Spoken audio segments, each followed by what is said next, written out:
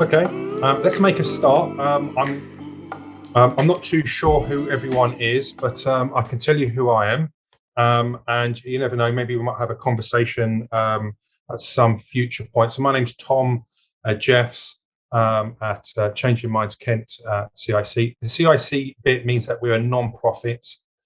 So I'll tell you a little bit more about that in a minute. Just very briefly, a little bit about me. So I kind of worked in mental health for about 20 years. I do currently work and kind of as a director with kind of mental health services in the community. But the Changing Minds kind of aspect of the work that I do, I'm very kind of interested in working with businesses in the community and looking at how it is that we can improve mental well-being for everyone. So I kind of work as a trainer and as a wellbeing coach. I'm currently studying a master's in applied positive psychology at East London University. I'll tell you a little bit more about that maybe later on in the webinar. But East London, I would say, is a bit of a hub in Europe for the applied positive psychology. So it's a good place to study. Okay. So this webinar, let me just share my screen with you, is entitled, one second, let me just pull up this screen so I can see, at least I can see a few people. So it's entitled, and let me just check in, Amy, have I got the screen share on okay? Everyone can see the screen share? Yes, do you want to make it whole screen? Do I want to max? Well, that's a good question. You know, I mean, maybe I should. Looks a little bit neater, doesn't it? There we go. It's nice to sort of see what's coming up, you see. So anyway, so the title of our webinar this afternoon, Personal and Organisational Wellbeing. Okay, so I'm assuming that many of you are here for one of those two reasons, personal, organisational wellbeing. So we are going to be taking a look at a little bit on both of those aspects.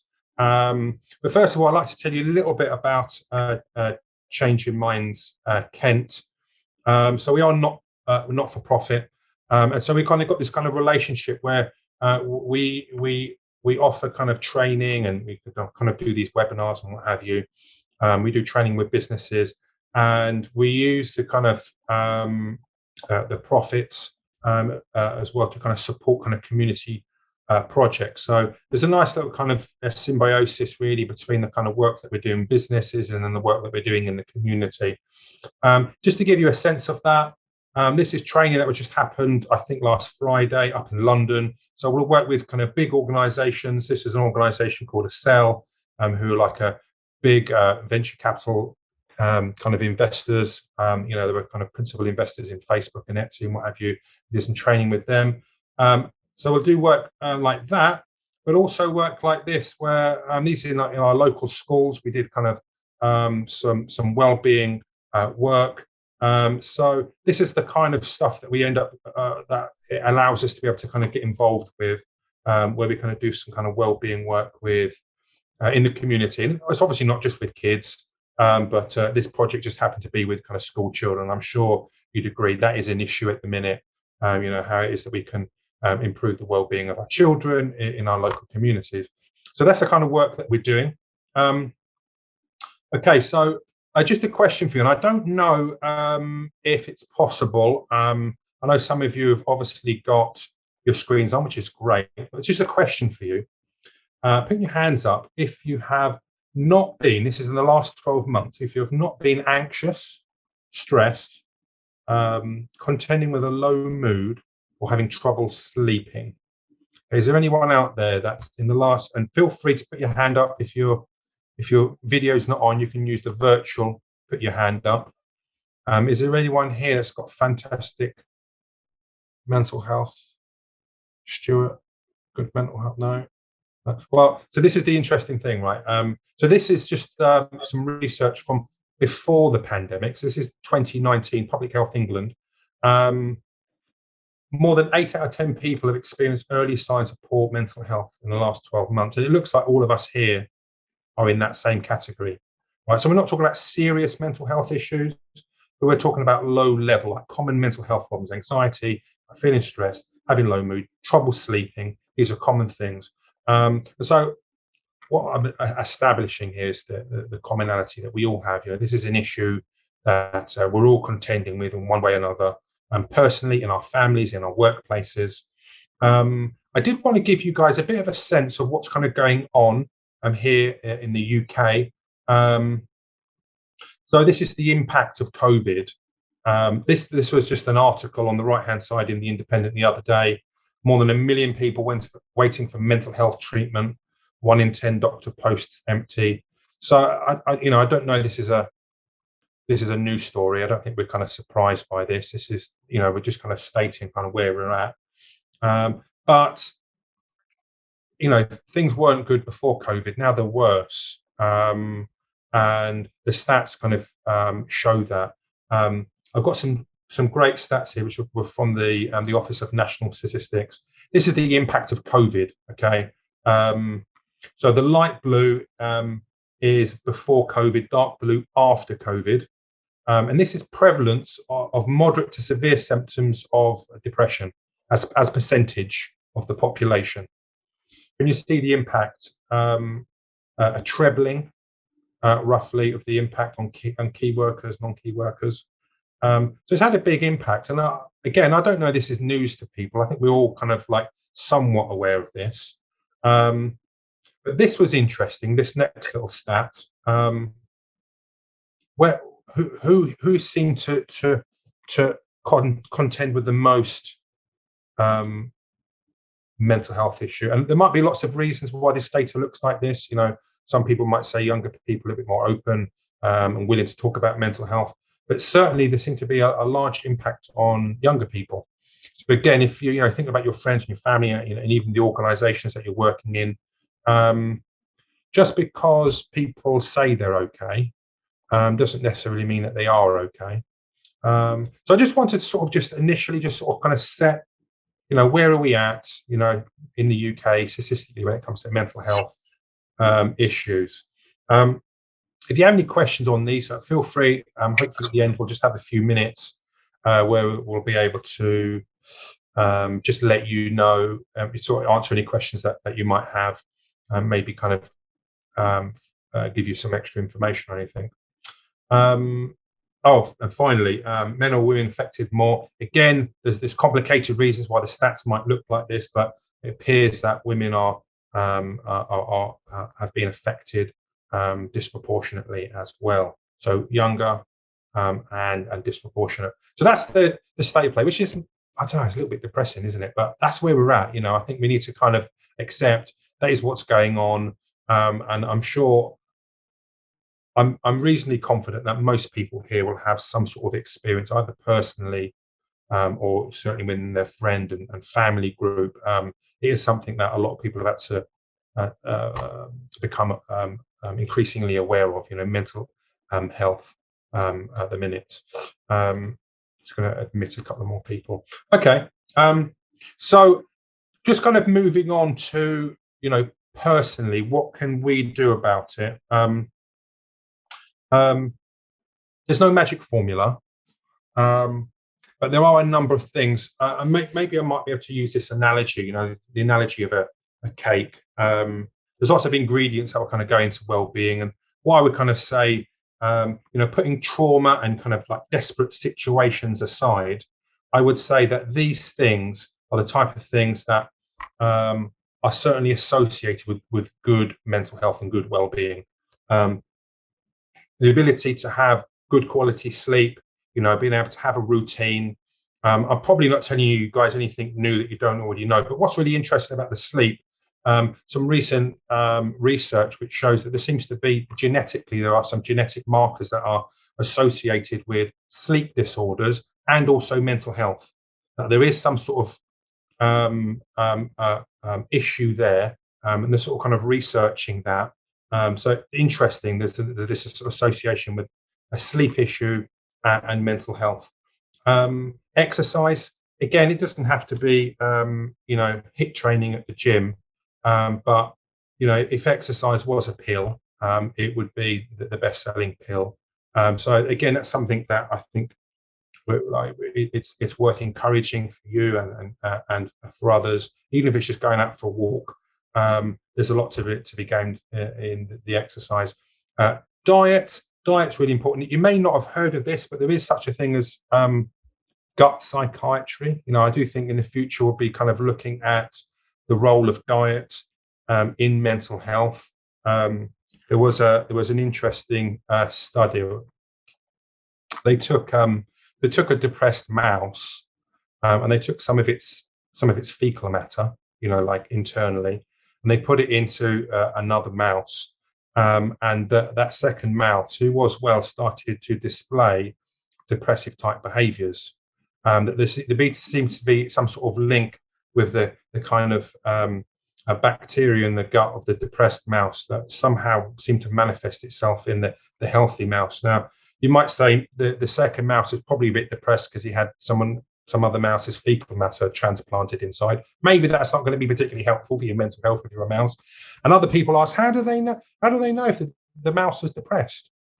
In this study, well, they give them a little mouse survey with a little mouse pencil, and they kind of fill out how they are. Right. There are certain behaviours that are associated with depression, and they can make a mouse depressed by depriving of exercise and social contact. And there are certain behaviours that are associated with depression. So it's really interesting that even in mice, the importance of having some exercise and social contact. Fourth part of the ingredients, because we're talking about cakes here, aren't we? Regular positive emotion. This is really interesting. Positive emotion plays a role. It's associated with well-being. It's the type of thing that you might think just happens in life, but actually positive emotion is something that you can plan for. You can actually make part of your day. And what's really interesting, you may have experienced this, when something really well has happened to you and you feel great, you tend to put yourself out there a little bit more. You're more likely to interact with people. You're more likely to take some kind of risk because you're winning. Okay, when you're winning, you feel good. And what that leads to is that there's a nice little model within positive psychology we call broaden and build. This is Barbara Fredrickson. The broaden and build idea is that you can broaden your horizons. When you're feeling good, you broaden your horizons, you build new structures in your life. And so it's a bit of a positive cycle. The more you experience positive emotions, the more you get out there and actually make contact with people and actually make changes in your life which are kind of positive. So that's a positive emotion. Being engaged, these kind of flow experiences. I don't know if you've heard of flow as an idea, but flow is that kind of time when you lose.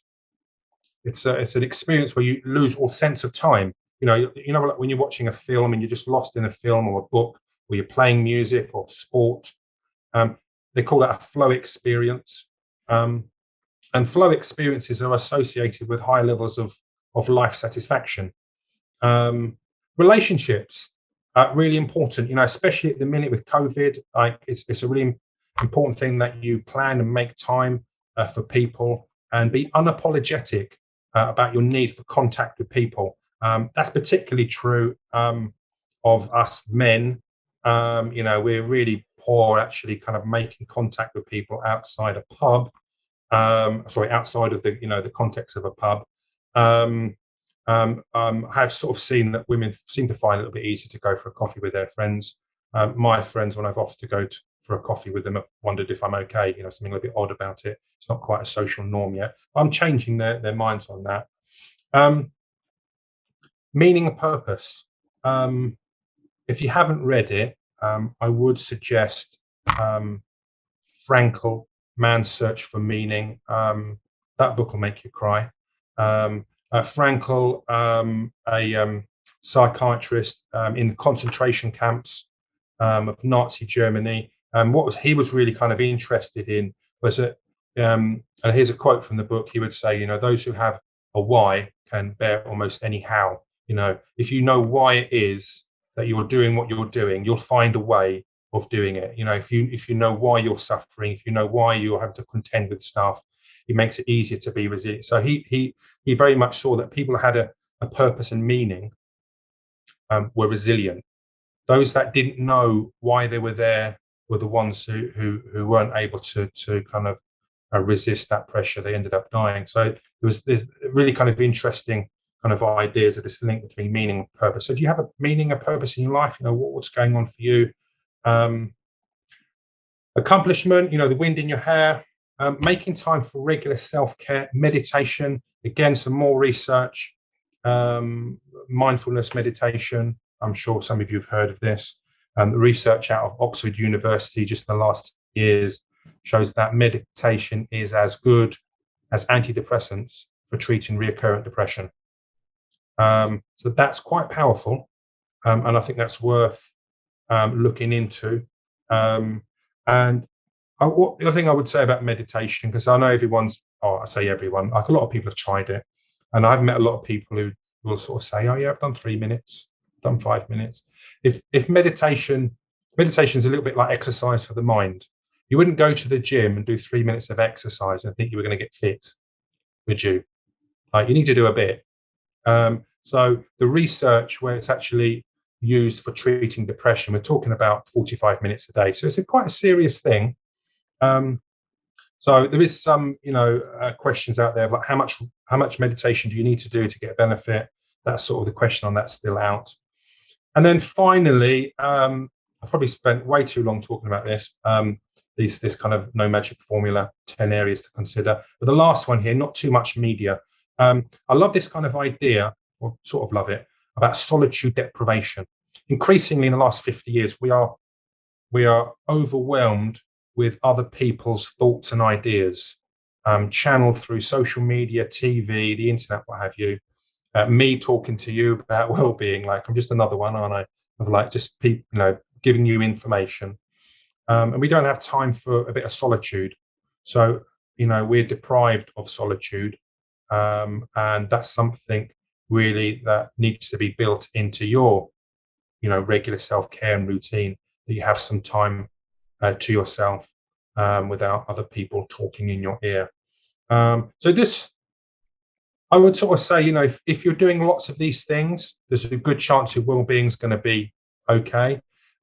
If you're looking at all these things and thinking, oh, I'm not very good at that, I'm not very good at that, I'm not very good at that, I wouldn't be surprised if your well-being wasn't great. So this is if you look on tips and ideas. This is just my personal list. There are other lists, but this is just from my experience of working in 20 years mental health, working as a well-being coach. These are things that are worth kind of identifying and looking at. Okay, so that's personal well-being. What about organizational well-being? Because I did say, and obviously, Changing Minds Kent are working with businesses as well. If you're in a position where you're thinking about organizational well-being, what do we have to say on that? Well, 5 things you can do in your workplace. I think, first of all, if you're thinking about developing a well-being strategy or people strategy where you're working, you need to be thinking about how it is that you measure, taking some sort of benchmark. Now, that's not easy, but I would suggest maybe thinking about, can you use a global measure of well-being? And if you want some ideas about how it is that you measure that, come and speak to us. I'm quite happy to give you pointers for free. You could make up your own survey, but there are lots of surveys out there that are already kind of peer reviewed, that have been kind of checked to make sure that these questions aren't leading you down a certain path. They've been checked to make sure that you're not asking the same question twice, just in a slightly different way. So a bit of thought has gone into some of these measures. So we can kind of give you some ideas on that. So taking global measurements, maybe specific measurements, maybe there's a particular team that you want to help, and you want to take a specific measurement because they're stressed, and maybe you might measure stress. So there are a number of different kind of measures. The other one, which I think is really interesting, is this kind of idea about directly measuring well-being versus indirectly measuring it. Because I don't know how you would feel if you're at work and someone comes to you with a well-being survey, how you would react to that. I think personally, it would, well, one of the things that would impact me the most would be whether it was going to be confidential or not. Because the less confidential it is, the more likely I'm not sure I'd be so honest. So there is a bit of like an honesty crisis when it comes to trying to measure people's well-being. You might ask people, but whether you get the truth or not is another matter. And then, like the data is somewhat corrupted and not easy to action. So you might measure indirectly other things, like staff turnover. You might measure grievances. There are other ways of kind of measuring what's going on within an organisation. So that might be of interest to you. So you end up in this kind of difficult situation. I'll tell you a story. I was working in a medium-sized organisation, maybe 250 people, and they were talking at lunchtime. There was a couple of managers. They were talking about the survey that had gone out across the business, and they were basically saying to each other that they'd told their staff what to say in this survey because they didn't want it reflecting poorly on their team. So these are the things that we need to be aware of. If you want to try and collect data, as part of a strategy, you need to be aware that these things might happen. The more confidential it is, the harder it is to identify who's actually said what, the more honest people are. So that's something to kind of bear in mind for your strategy. Third point there, ask people what would be helpful. What should we measure? What can we actually do that would help well-being? Every business, every organization is different. Everyone's got different issues that they're contending with. It's not to say that you have to do these things, but it might just give you a few ideas. So it's really worth kind of thinking about people feel included in this process if you're developing a well-being strategy. And then number 4, strategize. Make sure it's a larger, longer-term plan rather than just something you do and then forget about. You want to be able to take kind of regular measurements through the year. You might even want to kind of put together an annual plan of what you're going to do and when you're going to do it. What kind of training you might kind of offer, what kind of approaches or events you might run within your business. And then finally, point 5, and then this is also really important, communicate what you're doing. So if I don't know if we've got any HR managers here, I think it's really important that you communicate what you're doing. Why? I don't know if you've heard of this term, a concept. The concept's perceived support. So it's not actual support, it's just the perception of support. And sometimes just the perception of support is enough for people to actually experience an improvement. Just knowing that someone's there if they need it actually sometimes means that they don't need it, if that makes sense. So that's perceived support. I like that idea. Just a little shout out. I did see Michelle Saunders here, Kent and Medway Healthy Workplaces. So this is a scheme if you're interested, if you work locally, you can actually sign up. It's free to sign up, and it's possible to get awards depending on your commitments to healthy workplaces. So if this is something you're looking at, that's also like a nice thing to kind of tag into your well-being strategy. And you can kind of promote that. And I really think from a business point of view, especially with the kind of skills shortage that we're looking like is happening in the workplace, increasingly people are going to want to work for organizations that are looking after people's well-being. And this is something that you can say, look, this is what we're doing. These are our awards. This is something we kind of take seriously. We've got a strategy. These are the kind of things that we're doing. So this is just a bit of a framework for you. This is what I'm just saying there, like a bare bones of a well-being strategy. You might have other ideas. So what kind of things might you actually do? Here's 10 ideas to support organizations build mentally healthy cultures with their staff. We've got kind of 10 ideas. I'm not going to kind of go over all of them. You can have a little look at this in your own time. The ones that I've highlighted, though, in bold are ones that I sort of think that maybe from a training provider kind of point of view are the kind of things that we might be able to kind of support with. Sort of developing an openness. That openness comes with increased knowledge around kind of mental health and mental well-being. Certainly giving leaders the support that they need to make sure that they feel confident in doing what it is that they're doing. by way of kind of being a good example, as it were, to this potential shift in culture towards something that is a little bit more open. We've got in there, the need for kind of resources. I might talk about that in a bit. Resilience, might talk about that in a bit. Stigma, as in, like from the Latin stigmata, that you're marked, this kind of idea of us and them, they've got mental health problems, but we haven't. We want to kind of really open up this idea that mental health is everyone's issue.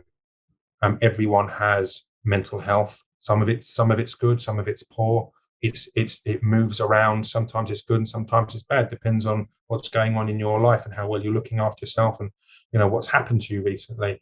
It's everyone's business, and we need to kind of promote that as an idea rather than the 1 in 0 idea that traditionally sort of existed when it comes to thinking about mental health. That you have it or you don't have it. Like, we all have issues that we're contending with.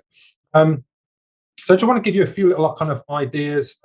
One that we've sort of found very kind of helpful for a number of businesses and individuals over the years: mental health first aid. I just wanted, is it possible, put your hands up if you've heard of mental health first aid. Put your hands up if you've heard of it. Right, everyone in the screen. Yes, I know you have, John, because you've done some training with me. Okay, so there's a lot of people here, so I don't want to kind of go over stuff with telling you all about mental health first aid when maybe some of you might be trainers and what have you. But I do personally think mental health first aid that's worth considering maybe as being part of your strategy. I won't play the video, but it is embedded. If you're interested in watching the video, if you don't know about mental health first aid. But just for those of you that didn't put your hands up, internationally recognised course. It's been funded by the government in the past in schools, although the take-up wasn't as good as what it should have been. May become mandatory in the future, we're not sure. Comes in different varieties: 2-day, 1-day, half-day. What's it good for? Increasing awareness and increasing confidence. I think it's a nice idea within a business to sort of have some mental health first aiders. And because they can kind of act as champions within an organization and sort of develop peer support. And I think the peer support thing is really important because we can't personally be everyone's mental health first aider within our families and friends and within our businesses. So just to let you know, this is a course that we do run it like in businesses, and we do run it out to the general public as well. We do have a few places left, I believe. We've got a 2-day course running next week, I think, or the week, next week. 1 day next week, and then it's kind of split over 2 days. So the link's there if you're interested. It is discounted. There is a few places left. If you can't get on that, but you're interested, I think we're running another one in January. I might just kind of quickly show you this link here to Eventbrite. Here we go. So this is our Eventbrite page. Hang on. Can you see that? The Eventbrite page? Yeah. Okay. These are the kind of courses that we've currently got on there. See, this is the one I was just talking about here, the 2-day one. This is the webinar that you're currently at.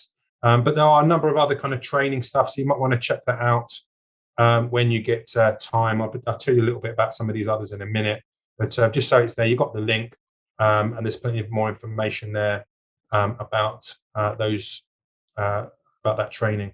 So that's mental health first aid. I wanted to spend. In the sound, I have all sorts. Oh, that's where that noise was coming from. It's the video. Okay. Now, next, I just wanted to kind of just tell you about these kind of positive psychology workshops that we've developed over the summer, which we're going to be doing over the next year. What is positive psychology? It's not an easy thing to, I suppose, to explain in a minute, but some psychologists had certainly felt that in the past psychology had been a bit of a deficit analysis. It was what was wrong with you rather than what was right with you. And so in the last 20 or so years, a group of psychologists were interested in answering the question, those of us that are reporting high levels of well-being, people who are resilient, people who are doing well, what are they doing, and can we copy it? What's structurally going on? What are the thinking processes? What's going on in their life? Can we copy it? What's really interesting is it turns out that concepts like optimism are teachable. That is to say, you can learn to be optimistic. Now, I don't want to kind of give this kind of sense that, this is the panacea of kind of all the problems in the world, because it's not. There is a certain degree to which we're fixed in our mental health and thinking, but there is, and it is believed from research, that to a certain extent we can impact our well-being through the development of learning skills, and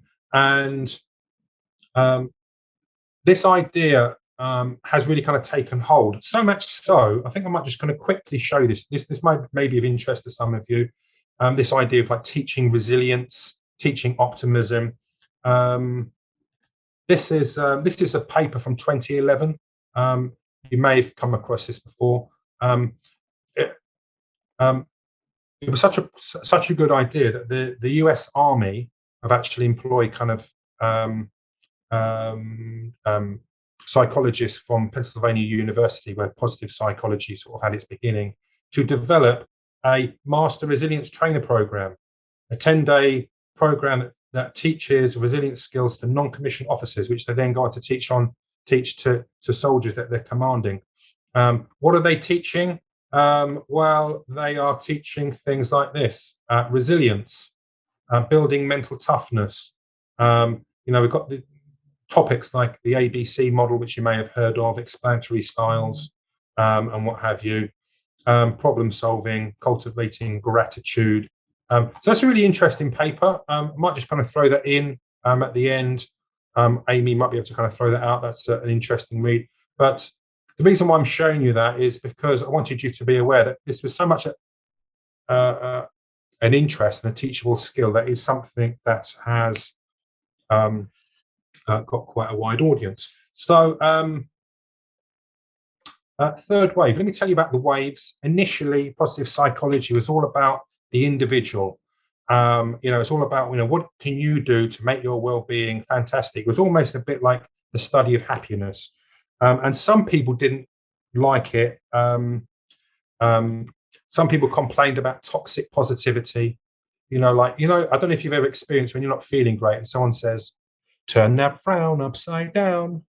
It's enough to make you like mad. And so the second wave positive psychology wanted to take into account the negative as well. Okay, sometimes things in life happen which aren't great, but they can be foundational, or to our mental well-being. What I mean by that is they end up coming up with concepts. You might have come across this concept of I forgot what it's called now. I was doing so well there for a second. What's it called?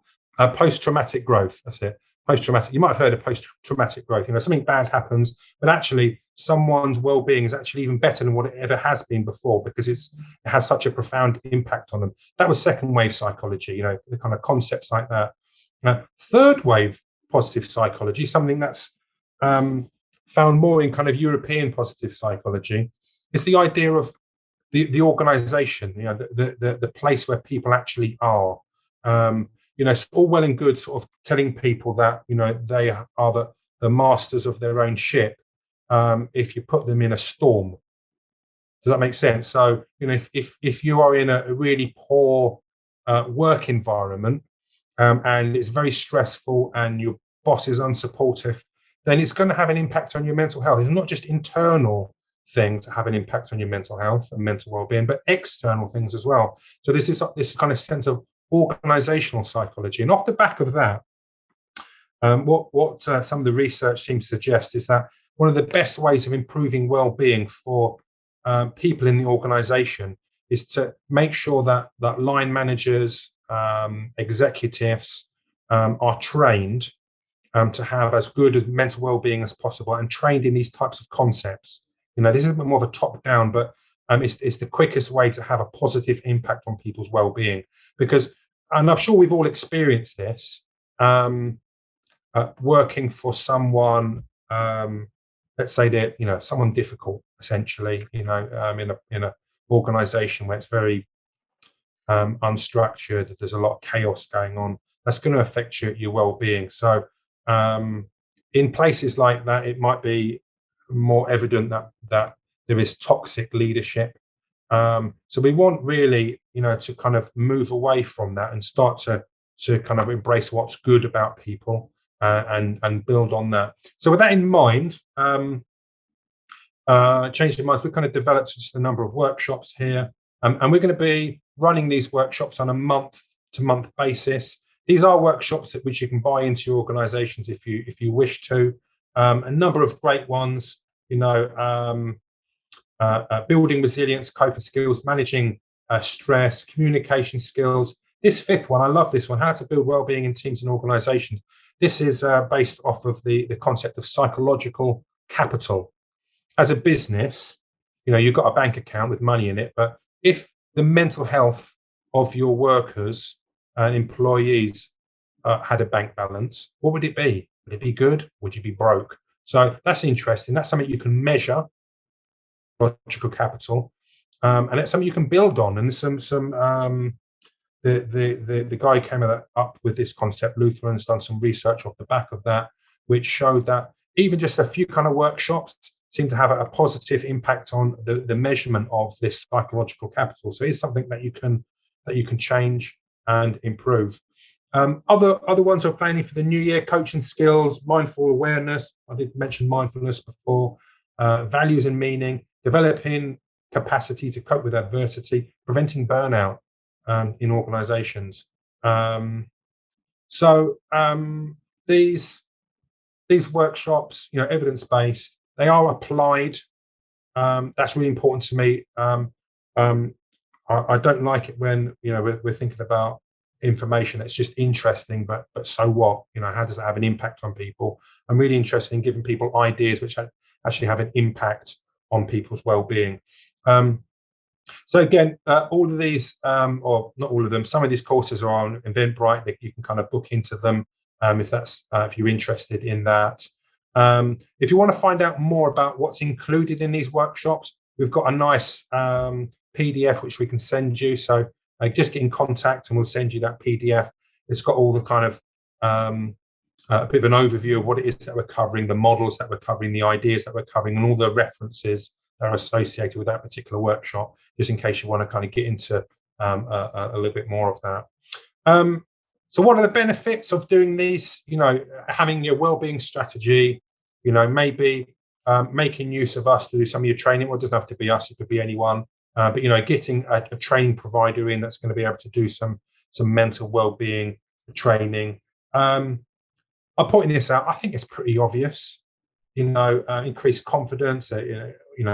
Changing culture, improves well-being, improved peer support, less presenteeism.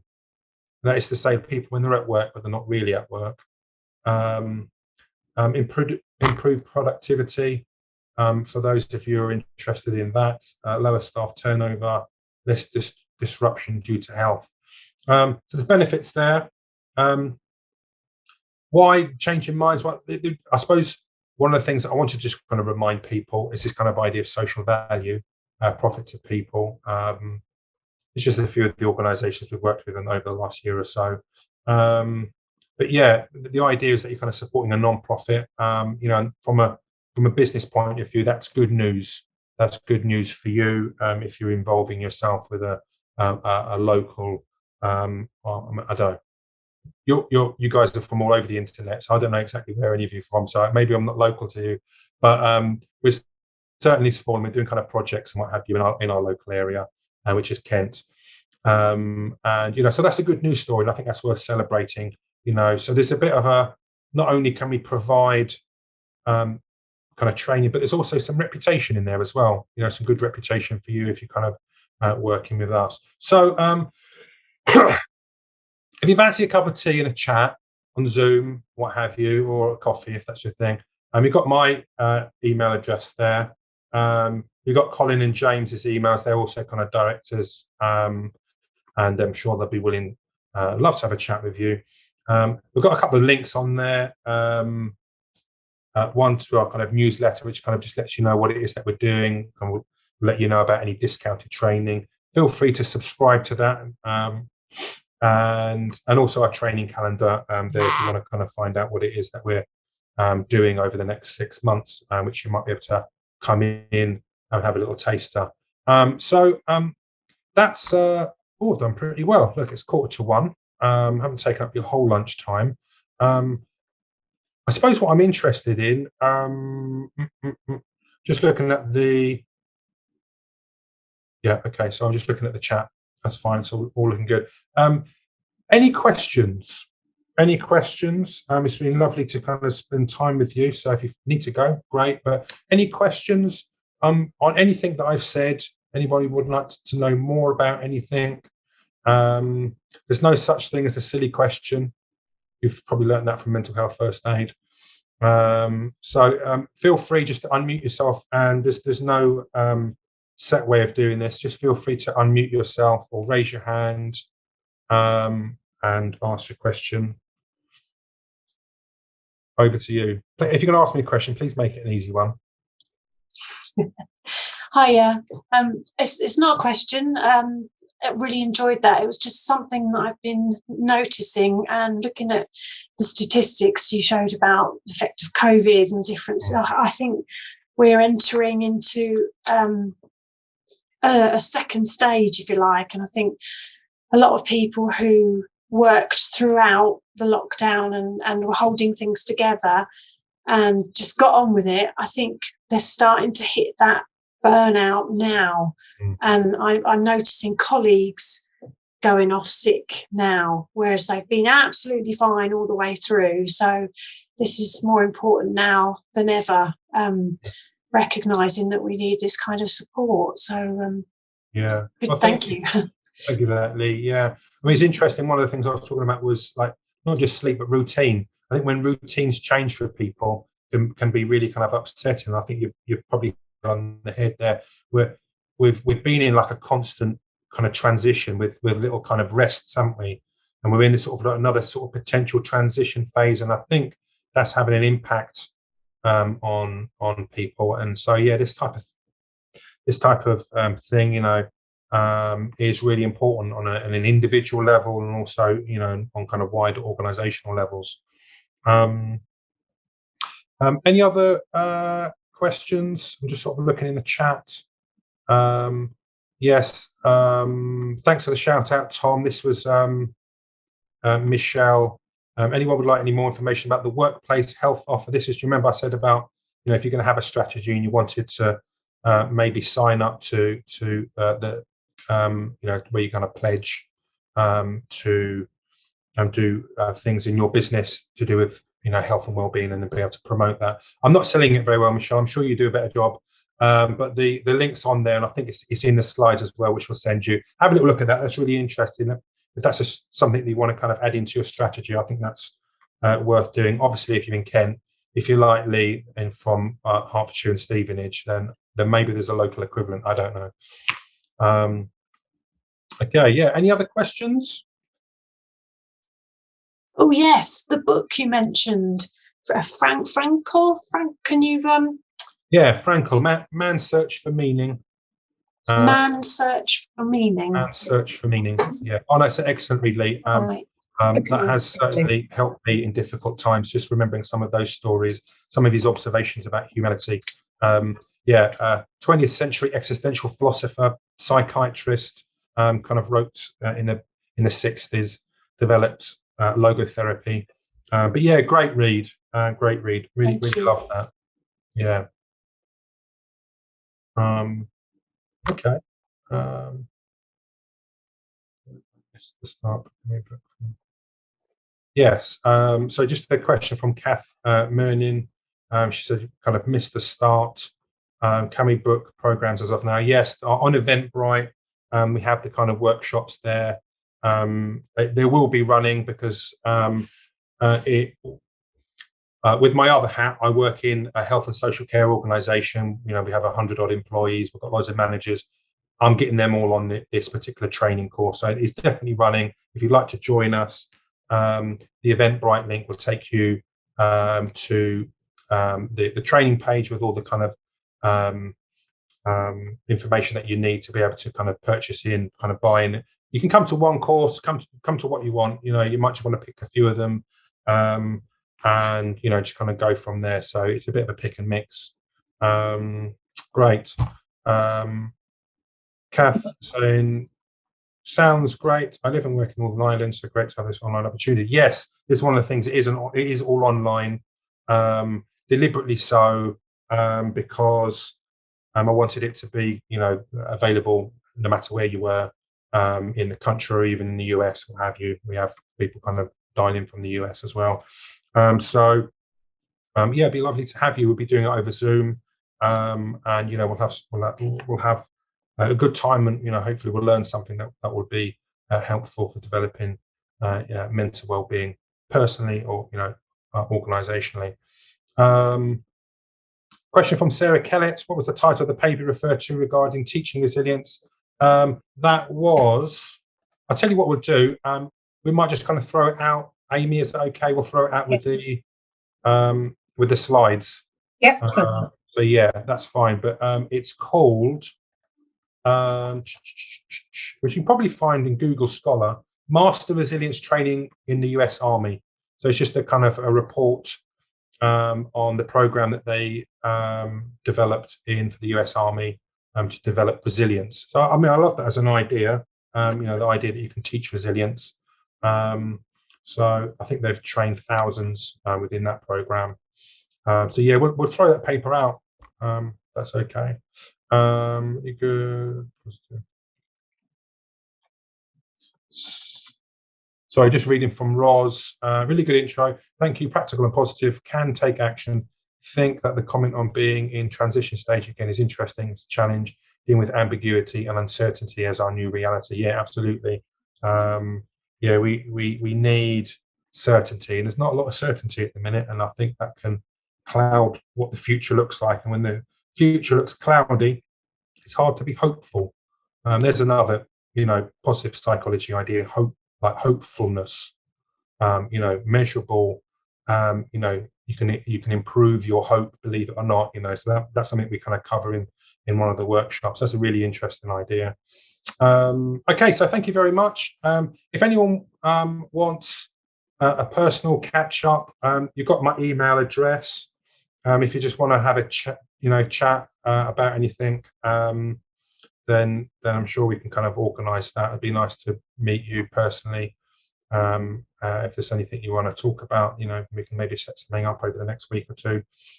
Thank you very much for your time. Enjoy your afternoon. It is Friday. Remember, the weekends are for having a rest and looking after yourself and not working. So make sure you look after yourselves, and you know, hopefully we'll see you sometime soon. Yes, thank you very much. Take care, everyone. Thank you. Bye. Okay. Bye.